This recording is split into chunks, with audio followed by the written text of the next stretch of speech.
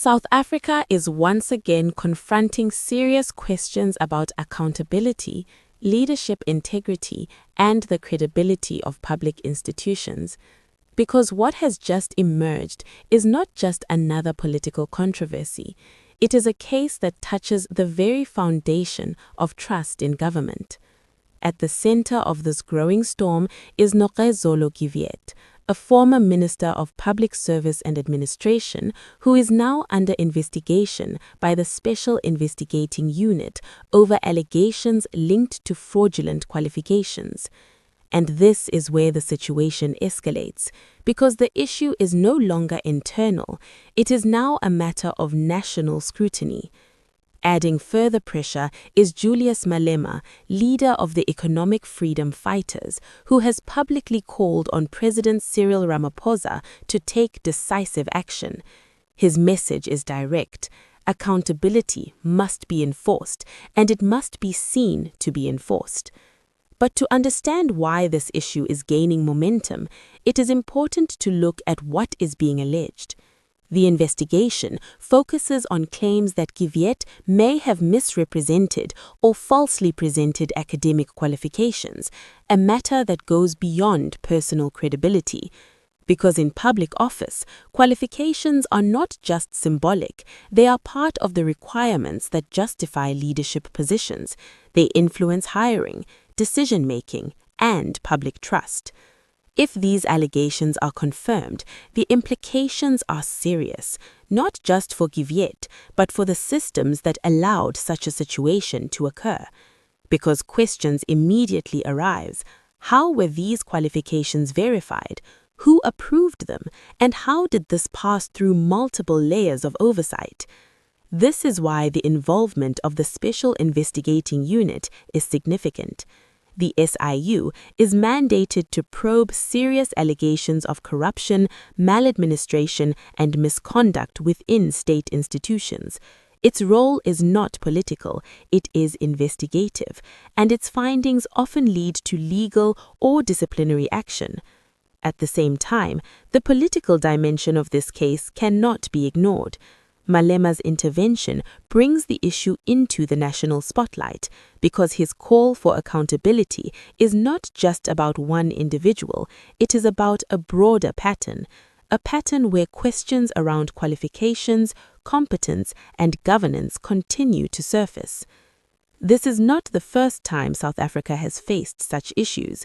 There have been previous cases involving public officials accused of misrepresenting qualifications, and each case has contributed to growing public concern because these incidents raise a fundamental question: are systems in place to ensure that leaders meet the required standards? For President Ramaphosa, this presents a delicate situation because responding to such allegations requires balance. On one hand, there is the need to uphold due process, to allow investigations to proceed without interference. On the other, there is the expectation of leadership, decisive action, clear communication, and visible accountability.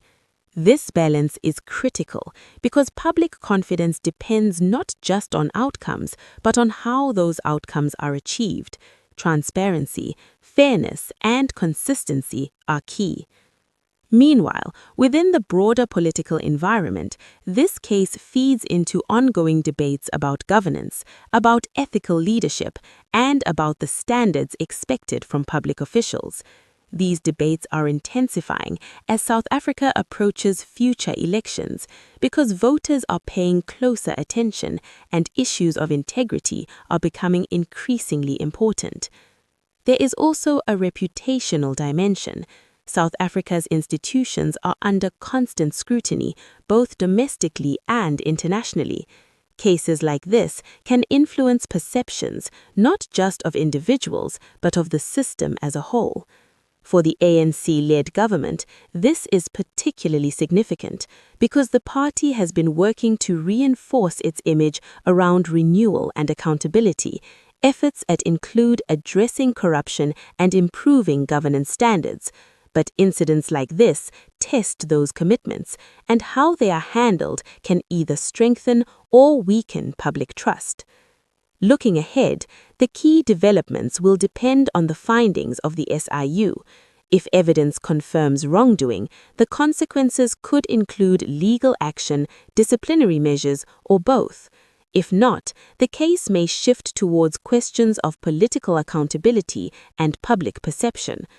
But regardless of the outcome, the impact is already being felt because the issue has entered public discourse, and once there, it shapes narratives, influences opinions, and affects political dynamics. For citizens, the stakes are clear: trust in leadership, confidence in institutions, and assurance that public office is held to high standards. These are not abstract ideas, they are essential to the functioning of a democracy.